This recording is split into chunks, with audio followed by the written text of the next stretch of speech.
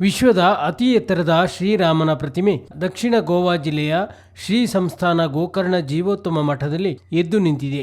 77 ಅಡಿ ಎತ್ತರದ ಈ ಪ್ರತಿಮೆಯನ್ನು ಶುಕ್ರವಾರ ಪ್ರಧಾನಿ ನರೇಂದ್ರ ಮೋದಿ ಅನಾವರಣ ಮಾಡಲಿದ್ದಾರೆ. ಗುಜರಾತ್ನಲ್ಲಿ ಏಕತಾ ಪ್ರತಿಮೆಯನ್ನು ವಿನ್ಯಾಸಗೊಳಿಸಿದ ಶಿಲ್ಪಿ ರಾಮ್ ಸುತಾರ್ ಅವರು ಶ್ರೀರಾಮನ ಪ್ರತಿಮೆಯನ್ನು ನಿರ್ಮಿಸಿದ್ದಾರೆ.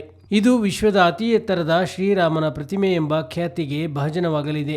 ಮಠದ ಸಂಪ್ರದಾಯದ 550 ವರ್ಷಗಳನ್ನು ಗುರುತಿಸಲು ನವೆಂಬರ್ 27ರಿಂದ ಡಿಸೆಂಬರ್ 7ರವರೆಗೆ ವಿವಿಧ ಕಾರ್ಯಕ್ರಮಗಳನ್ನು ನಡೆಸಲಾಗುತ್ತಿದೆ. ಗೋವಾದಲ್ಲಿರುವ ಮಠದ ಆವರಣವನ್ನು 370 ವರ್ಷಗಳ ಹಿಂದೆ ಕೆನಕೋನ ಅಂದರೆ ದಕ್ಷಿಣ ಗೋವಾ ಜಿಲ್ಲೆಯ ಪಾಟಗಲ್ ಗ್ರಾಮದಲ್ಲಿ ನಿರ್ಮಿಸಲಾಗಿದೆ. ಅಯೋಧ್ಯೆ ಶ್ರೀರಾಮ ಮಂದಿರದ ಸ್ವರ್ಣ ಶಿಖರದ ಮೇಲೆ ಮೊನ್ನೆಯಷ್ಟೇ ಪ್ರಧಾನಿ ಧರ್ಮ ಧ್ವಜಾರೋಹಣ ನೆರವೇರಿಸಿದ ಬೆನ್ನಲ್ಲೇ ಇದೀಗ ಗೋವಾ ಕೂಡ ರಾಮಮಯವಾಗಲಿದೆ. ಶ್ರೀರಾಮನ ಪ್ರತಿಮೆ ಕಂಚಿನಿಂದ ವಿನ್ಯಾಸಗೊಂಡಿದ್ದು, ಗುಜರಾತ್ನ ಶಿಲ್ಪಿ ರಾಮ್ ಸುತಾರ್ ಪ್ರತಿಮೆಯನ್ನು ನಿರ್ಮಿಸಿದ್ದಾರೆ.